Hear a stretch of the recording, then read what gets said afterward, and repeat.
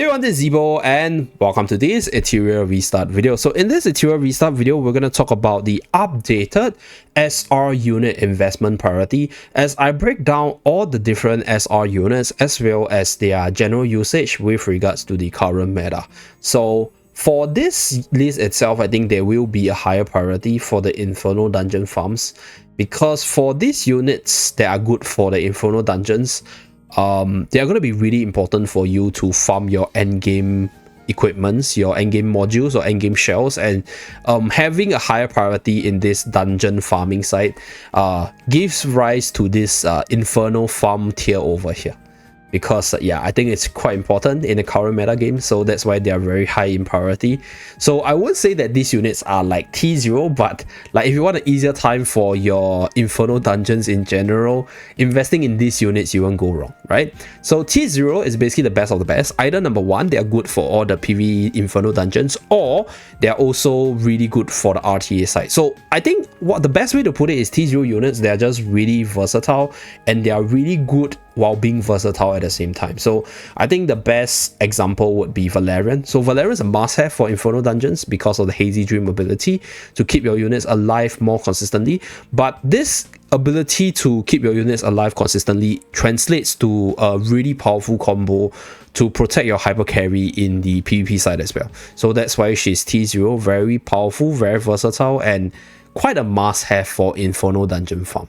So that's why T0. So next one, we have the Inferno farm. So this tier is a tier where the units are really good for the Inferno dungeon farming side, which will help you farm for your shells or your late game modules more smoothly, right? Improve your overall game experience because these units, they are insanely good for the different specific Inferno dungeons, or they are just generically good substitutes to some amazing units that are seen everywhere.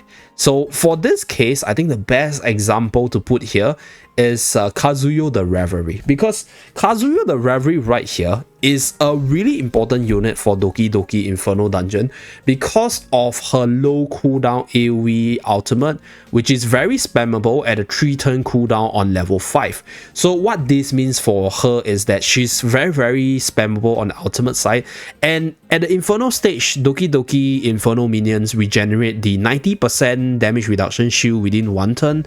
So it is very painful if you use any other CC over her, because I myself run a Kraken. I think Kraken is usable as well. Like you can slowly freeze the opponent and then bring them down with some sustain on your team.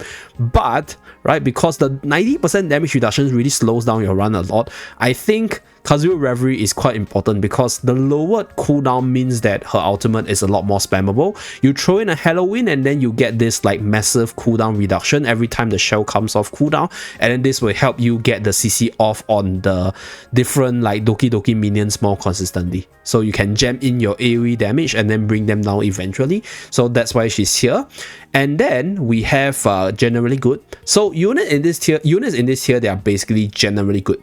Like they are usable, but they'll either number one require a lot of investment in terms of their star level or their skills level, and you obviously can still keep them invested. You can also invest in them because like moving forward, I think they will still be generally good for like all the different contents. But let's say right now your priority is to farm for the Inferno dungeons or preparing for the game modes and running like units which are just insanely good for both sides or insanely good on one side but usable on the other side, then generally good is a tier which I think is I'll say sub priority, because like these units, I think they're usable, but they require a lot of investments which you might not have the resources for. So that's for the generally good tier. So for this tier, we have Grey. So Grey is a unit which I think is amazing as a green AoE DPS with good damage as well as the debuff, but Grey requires quite a bit of investments both on the skill side as well as the module side to actually work well enough. So it's I'll say like quite a heavy investment for a good versatile unit, but then like if your priority is to have an easier time for your Inferno dungeons or maybe like your RTA side, I guess you have better options. It's not that this tier or these units in this tier they are bad, it's just that they are not the best of the best, right, in terms of the current meta. So that's why they are here. And next we have the niche tags. So for this niche tags, I think the best way to put it is you would actually run them if you don't have certain OP combos or certain OP units which could clear you the Inferno dungeons. And you can use these units to come up with some really creative strategies. And these are some of the strategies I shared on the channel, such as, for example, the Kazami Kazuyo plus Chucky the Gut, or Chucky the Gut with max attack durability heal strategy. So these units, I think they require quite a bit of investment. Number one, either through their stats having more levels, or number two, you need to invest a lot in their skills. For example, Kazami Kazuyo right here, this unit has a really sick ultimate which is able to reduce the cooldown of all the enemies' skill as well as your shell CD. So you can do some double healer strategy on Aurora, where Lucas showcased the power of Kazami reducing the cooldown of the whole team, and then Mia using the ultimate to reduce the cooldown of the whole team further while healing the whole team. And then this will allow you to cycle to your Ling Lost ultimate much quicker as well. So this cycling of reduction in cooldown skill from the different units allows you to run through all the different skills more consistently, and then spam your shell skills as well as your unit skills. So that's the niche tag.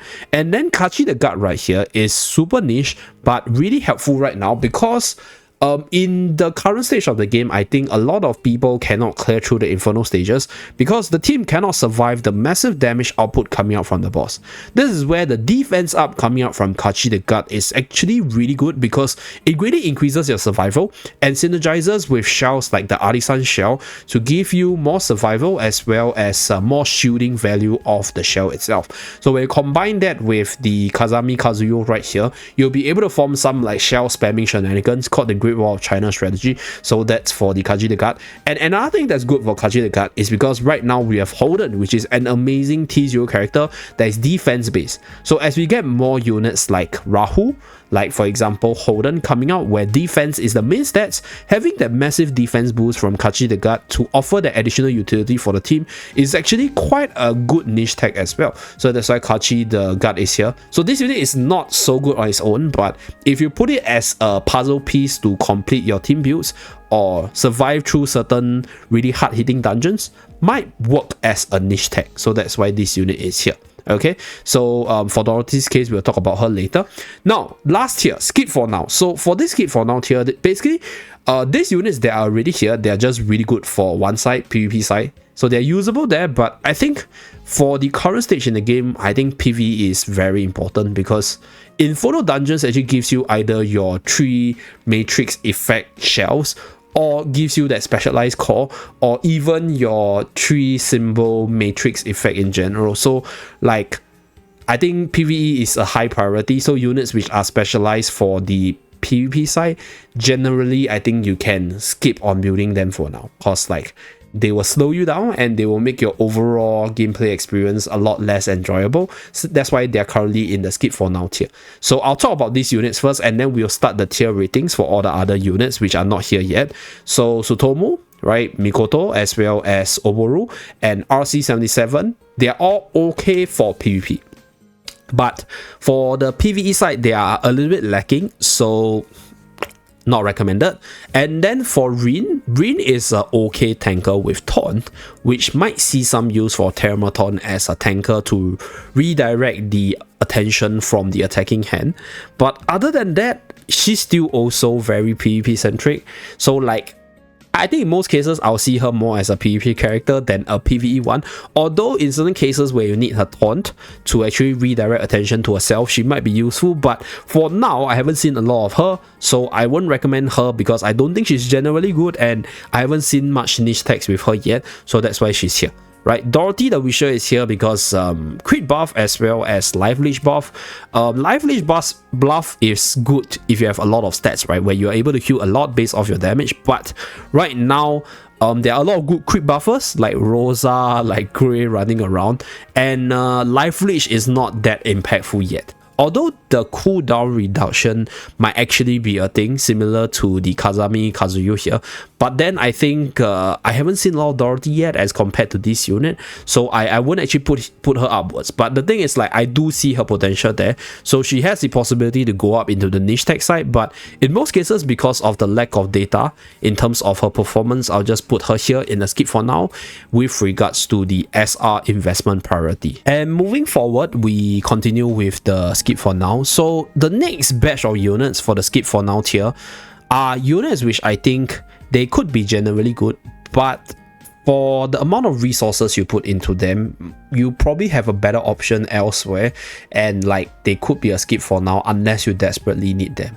So like first of all, we have Turandot. So Turandot is usable as a dispeller as well as a buffer and also a turn meter stealer, but right now there's a lot of amazing buffers, a lot of amazing dispellers like Holden. Hendrich is still there. Mia has dispel as well, and Mia is also amazing on the heal side. So there are a lot of amazing dispel options, and for the remaining of a kit where you get this attack defense up, it's not very spectacular.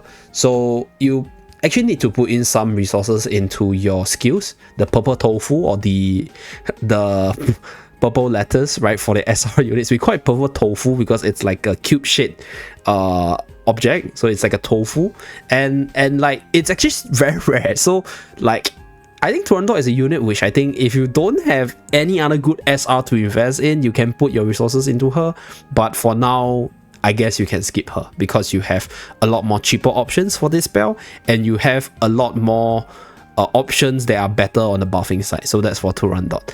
Chucky, for the healer side, there's just a lot of amazing healer.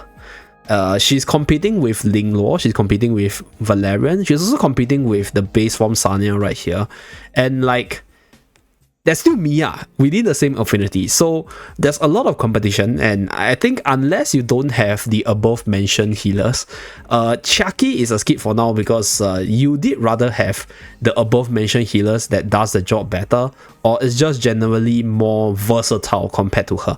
So that's why she's in this tier. So that's for Chucky. Same can be said for Yang and Victor. So Yang is a buffer for the team with some turn manipulation, but if you talk about turn manipulation, you have Marvel, you have Lily, you have Queen Bee Tsukuyomi, you also have our dear, the latest unit, right? I think it's Mio. So there's just a lot of good units in whatever this unit wants to do, and like similar to Chucky, similar to Turandot, if you don't have all the best options and you just want a generically good buffer, I guess you can commit some resources into them. But I think, you did rather sort of spend more resources on those units as compared to them. That's why they're in the skip for now for the prioritization part. So same thing for Victor. I think Victor's damage output is still there, although the numbers are a lot lower because of the changes in the skill kit. So unfortunately, he's no longer as hard hitting as he used to be at a lower HP range. Definitely usable if you do build him up, but considering the amount of resources you have to put into him, I guess D-Ting does the job better. So that's that. That's why he's a skip for now. And I think that's pretty much it. Yeah, that's pretty much it. So that's for the skip for now tier. So next, let's move on to the niche tags. So Dorothy. So this healer version of Dorothy, actually this unit's heal value can be pretty massive. So one of the reasons why Chucky is down here, because I've seen this this Dorothy over here heal for massive numbers if you bump up her attack. So like her spamming her ultimate with the massive attack is actually quite a large heal number, and it's a very niche tag which could actually help you push through certain dungeons should you need her heal to survive, right? If you have the stats. So not a good option to commit your resources into, but a very niche tag that you could use if you're desperate. So this is the representation for the niche tag. So I think she's one of them. Another niche tag is Viper. So Viper is a pretty decent unit with the counter attack as well as the attack down debuff. So he helps your team survive better, and I'll say I've seen my guildmates use this unit to quite a decent success for the different dungeons, but it's very niche. So they are like very, very niche. I've seen them work, but number one, they need a lot of investment. Number two, they need some levels, they need some stats, and they might need some like modules to sort of survive better to pull off what they want to do. So same for Dorothy, you need a lot of attack stats for the heal to actually be like massive in numbers, and you also need some defensive stats so that she stays alive, so she can actually get a heal off. So that's for Dorothy and Viper. So I talked about Kachi. Kachi has that defense up, which is useful generally for your defense-based team right now, and also good with all the shell tech like your Artisan techs in general. So Kazami Kazuyo, I think it's still really niche, but I see the potential in that lowering of the CD of your skills as well as your shell CD. So quite a good tech unit, and might actually rise up to be generally good. Like if I see more usage of her, because so far I've only seen her in the Great Wall of China shred and maybe the Aurora farm team, but I guess she could actually rise up because the skill is actually pretty good, so that's why she's here. Okay, so that's that for the niche tags. I guess no, overall is actually a lot better, so we'll talk about overall later, and that's pretty much it for the niche tag. Okay, now we move up to the generally good. So generally good, I think they are units which they are generally good. Like they're good both for like PvE and PvP. So Grey is one of them. Generally good AoE damage output debuffer for the team. Kraken is also generally good.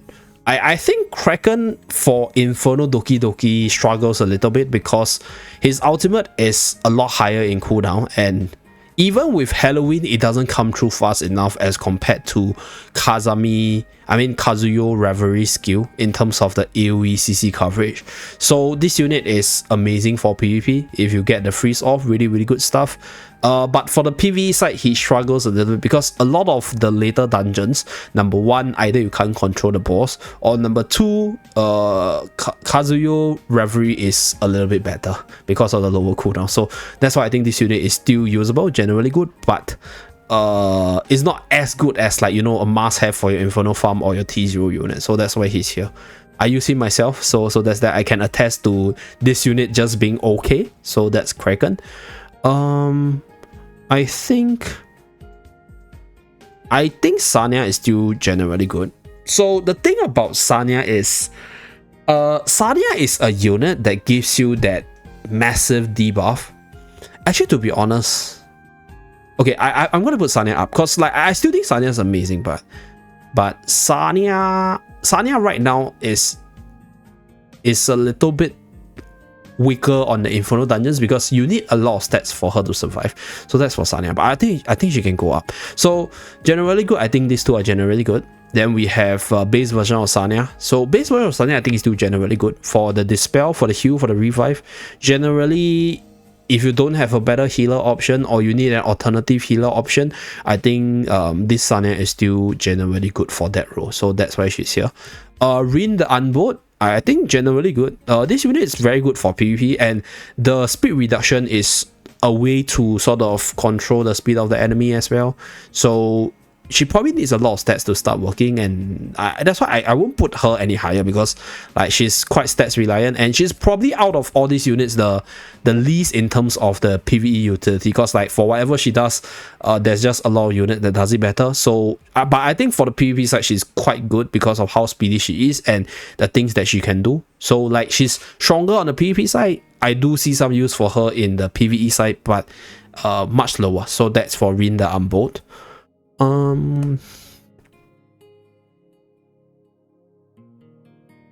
To be honest, right, I actually want to put Chucky the Echo in generally good, but Chucky the Echo is actually a much cheaper substitute for Lily in case you don't have Lily, and it's like one of the viable ones because this unit over here, this Violin girl, she has a turn meter up as well as a generally good attack buff which increases your damage output to bring down the boss fast. So I kind of want to put her here, but to be honest, I think she's here if you don't have your OP turn manipulators. So a much more free-to-play friendly option for your turn buffer. I've seen her work. You need some like stats for her to survive, and you need some speed for her to cycle through her skills, and you need her ultimate to be at a max level to spam the turn meter manipulation. And Chucky, even in PvP, is also relatively usable as well because it's a turn manipulator with dispel and attack buff. So like, to be honest, yeah, I'm gonna put her in T0. So Chucky is T0 for sure. Because like this unit is not just good for Inferno farm but also good for PvP. So generally very strong unit. It's like a cheaper substitute for Lily in case you don't have her. So that's for Chucky the Echo. I think that's pretty much it for generally good. Yeah. So next, let's move on to the Inferno farm. So these are units which are good for the different Inferno dungeons, and I'll try to break down and explain the usage. So we have number one, Kazuyo the Reverie. Dude, there's two different versions. Keep on mixing them up, but I'll call this the Reverie. Okay, the Reverie is good for Doki Doki. Like I mentioned, very spammable ultimate, very good to remove the damage reduction shield. Very important stuff. And having a more spammable CC also means that you can use it for those dungeons that you can CC the different units. So in the PvP side, if you build her fast enough with enough if accuracy, she can also sleep, and then you let the sleep enemy stay asleep and then focus on the other units. So still a good CC even for the PvP side as well. I guess Fungus. So Fungus is good for Inferno farm because DOT damage source is just really good to do damage on the boss without having too much stats. So you just need to build a lot of speed and your defenses or just survival stats to allow Fungus to survive, and then you can combo him with Sanya to do your DOT team. But even on his own, I think having him just stick around, follow up attack, and then just shoot DOT on the boss gives you that very consistent damage source that will eventually wither down the boss as well. So I think even without Shadow Sanya, with your Fungus in the team, you can still clear through some of these Inferno dungeons. It can be a lot slower, but it is viable because damage over time scales off the max HP of the boss. So like, if you have enough sustain, if you're able to keep him alive to just keep on shooting at the boss, eventually you'll bring down the boss. So it doesn't actually work for Terramaton where the boss bursts your team down really fast, but I think for the dungeons where the boss don't hit you that hard, you have enough tech to counter the mechanics. I think Fungus is quite good for all the Inferno dungeons doing those sort of things like I mentioned. So that's for Fungus. And obviously with Shadow Sanya, he's quite bonkers, so that's that. Obo, same thing, Shadow Sanya team, but Obo has the additional benefit of control on the ultimate, right, together with the DOT. So he's like a mix of control and DOT, where for the control side, you will need him for the Shadow Hoyen, right, if you need some sort of control, if you don't have your Kraken. But for that, you can also use Reverie. Reverie can also do that. So Obo is mainly here because like you can use him both as a CC as well as a damage over time. So quite good for the Inferno dungeon. But I guess he's in the middle. Like I think he's generally good and also more towards the Inferno dungeon side. So that's for Obo here. D-Ting is like the late game damage source. I guess D-Ting is the replacement to Victor. So previously, for what D-Ting did, Victor was the guy that did more damage. So right now, since Victor got nerfed, D-Ting is higher in priority. And being a disorder DPS, I think this unit is pretty good. To be really honest, I think D-Ting can actually be T0. Okay, I'm going to put D-Ting T0 because I've seen D-Ting perform wonders for PvP as well. Because if you aim the right target and then you have a lot of stats on this unit, pew, one unit is dead every single time he shoots the ultimate. So yeah, okay, I'm gonna put D-Ting up there. I'm gonna put Sanya here. Okay, so Sanya is still an amazing debuffer for all the different boss dungeons, because having both defense down as well as increase in damage taken is still amazing. The only issue why there's less Sanya right now is because you need more stats to survive on her. So she's more stats reliant for you to get through to your Inferno farm.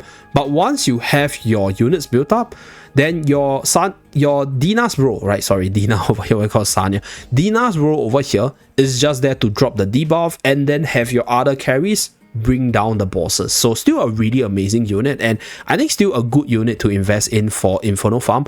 But the thing about Dina right here is that what I realized is she doesn't actually need too much of the skill points in the skills, because even though you would actually appreciate the lower cooldown of the ultimate, but the lower cooldown doesn't actually do too much based off my personal experiences. So I actually resetted her and then put the resources into the likes of Fungus right here, because they have the same materials for their prowess. So I think Dina is useful with just stats, with just enough effect accuracy to get the debuff off. For the skill side, not that high of a priority to upgrade the skills, because it only lowers the cooldown, doesn't give you more debuffs or give you like longer debuff duration. So that's for Dina's case. And that's pretty much it for the Inferno farm units. Okay, so T0, let's talk about T0. Okay, I thought about Valerian. I think this unit is a must-have for Inferno dungeons, and also a really good to have to PvP. Chucky the Echo, I think it's a cheaper replacement for Lily, and just very usable for PvP as well moving forward. So I think very good investment. I've seen her being put to good use for PvP, and I've seen her being used for some of the Inferno dungeons. So this is a good unit that you can actually invest in. And then I think Marvel needs no introduction. Still decently good with the turn manipulation, and being one of the speedier unit in PvP, if your opponent doesn't have any immunity or any like debuff protection, I think Marvel's still gonna slay that. So that's for Marvel in T0. And then the thing is mentioned earlier, one of the more universal damage dealer in terms of the affinity side. So with enough stats, even on PvP, he snipes off people like a tofu, just slice them with the ultimate pew, and then they just boom explode, you know. So that's for Ting. So you use him for your Inferno dungeon boss farming. If you're able to survive and let Ting jam in a few ultimates, yeah, you should be able to clear the stage if he has enough stats. So that's for Ting. So these are the different units in the different tiers. So I'll be doing a skills recommendation for all the different units for the SSR as well as the SR units moving forward. So if you'd like to see more of such recommendation contents, feel free to like to this video as well as subscribe to the channel to see more of these videos moving forward. So that's it for this video. Thank you very much for tuning in. I'll see you guys again in my next video. Bye guys.